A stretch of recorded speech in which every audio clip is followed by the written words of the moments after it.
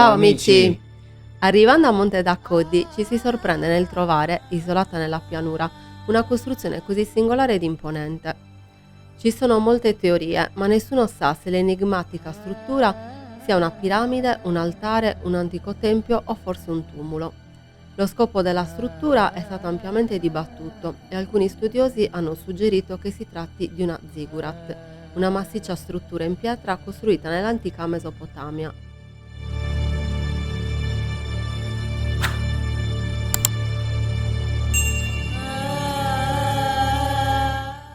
Ma chi costruirebbe una ziggurat in Europa? Se la misteriosa struttura in pietra è in effetti una ziggurat, allora ci deve essere stata una ragione per la sua costruzione.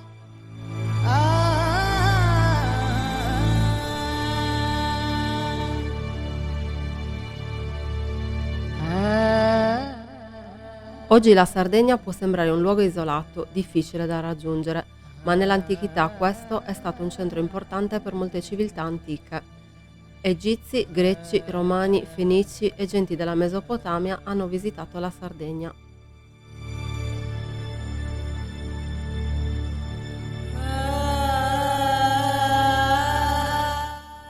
Il suo nome deriva verosimilmente dal sardo logudorese e significa monte o collina delle pietre, riferendosi all'aspetto che aveva prima degli scavi questa collina che per secoli ha nascosto il monumento, che si eleva in un territorio fertile e pianeggiante, densamente abitato e sfruttato fin dalla preistoria.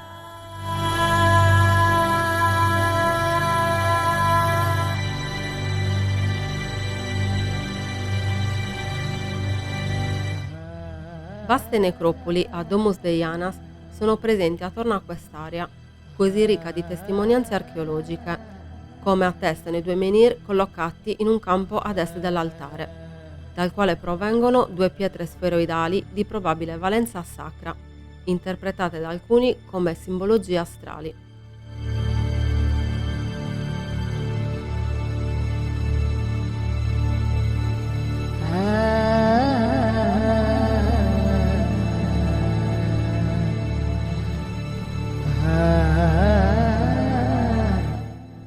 La sensazione più immediata che si prova a Monte d'Accoddi è sicuramente legata alla sacralità di questo luogo, dove sono testimoniati i riti propiziatori della fertilità, in un contesto archeologico che ha suscitato stupore ed interesse già al momento della sua scoperta, avvenuta nel 1952 a seguito degli scavi di Ercole Contu, successivamente proseguiti da Santo Tinè.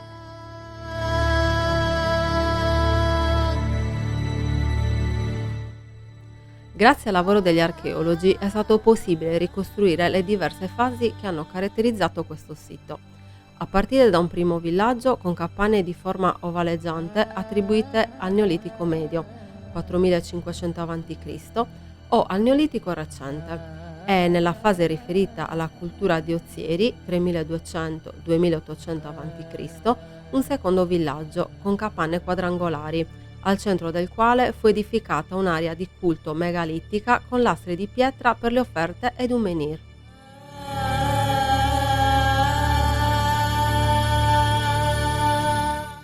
Intorno al 3000 a.C., nell'area precedentemente occupata dal villaggio, si decise di costruire un primo altare costituito da una terrazza di forma quadrangolare, detto Tempio Rosso, poiché la sua superficie era intonacata e dipinta con l'ocra rossa. Una rampa lunga 25 metri consentiva di salire fino alla sommità su cui era situata la cella, una struttura rettangolare della quale si conservano resti del pavimento e una parte del muro perimetrale, alto 70 cm.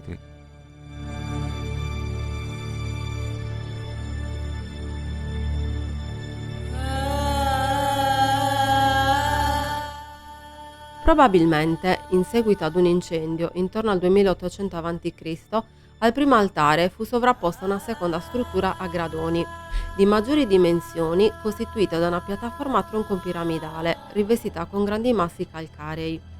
Durante la cultura di Abealzu 2600 a.C., intorno all'altare si costruì un villaggio esteso con capanne rettangolari, tra cui si nota la capanna dello Stregone, l'unica con più vani, così denominata a causa dei singolari reperti ritrovati nel corso dello scavo.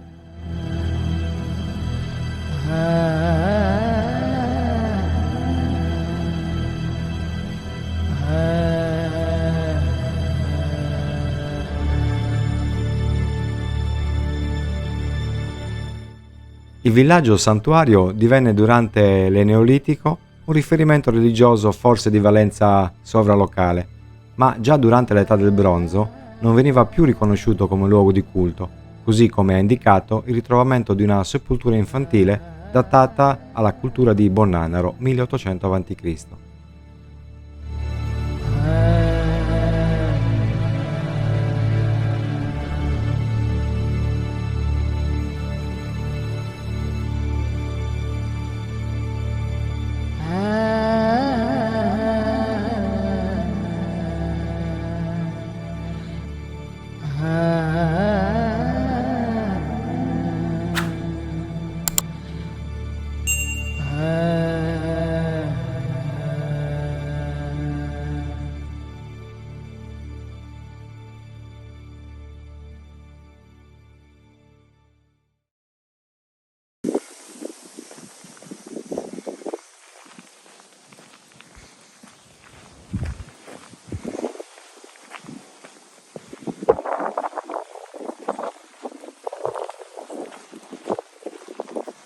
Mi sono sdraiata pure con la tua sciarpa, amore. Ce l'avevo qua. Meno male che non l'ho persa.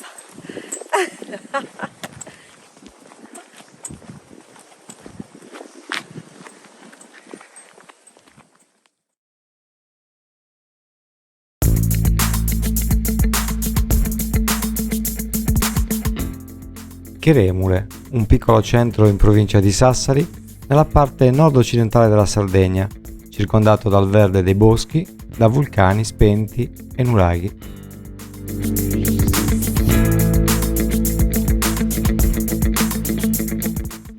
Sorge accanto al monte Cucurudu, con un vulcanico spento di 680 metri, contornato dal verde di boschi, nella regione storica dell'Ogudoro. Cheremule è un piccolo centro di meno di 500 abitanti, che ha dato il nome alla cremulite, pietra lavica usata nella seconda metà del XX secolo per il potere isolante.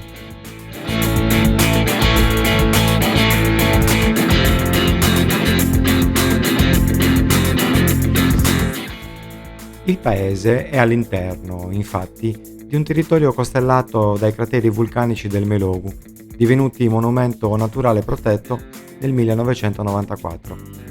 E di testimonianze preistoriche della Valle dei Nuraghi, con 30 complessi in poche centinaia di metri.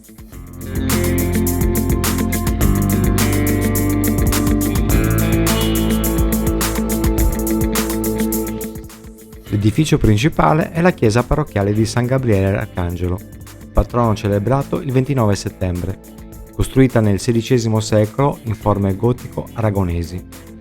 Il paese è stato scelto dal Presidente della Repubblica Francesco Cossiga per celebrare le sue esequie nel 2010.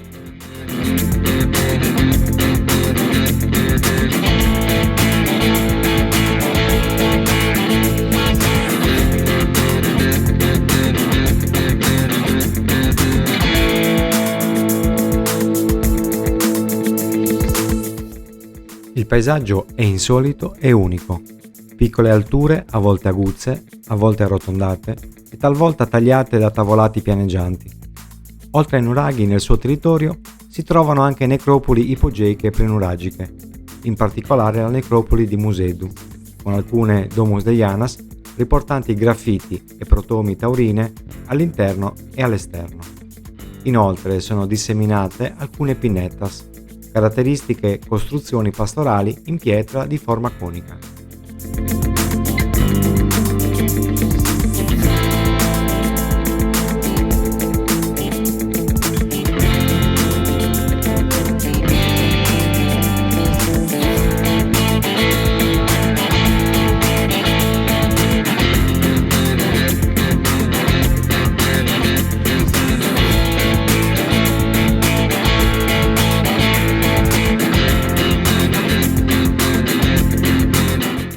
Dalle pendici del monte Cucurudu si distendono la pineta e il bosco di Suttipiri, attrazioni naturalistiche da non perdere.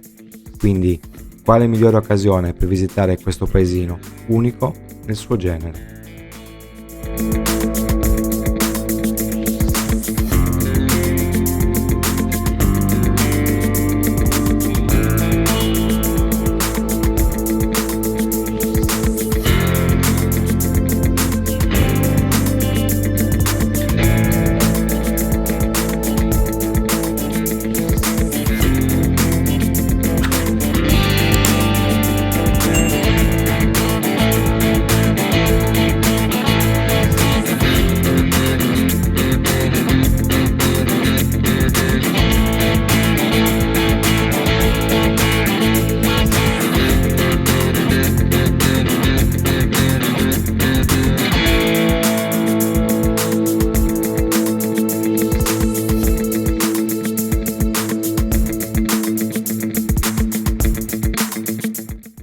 nostro viaggio di oggi finisce qui, quindi arrivederci, anzi, a Sibiri.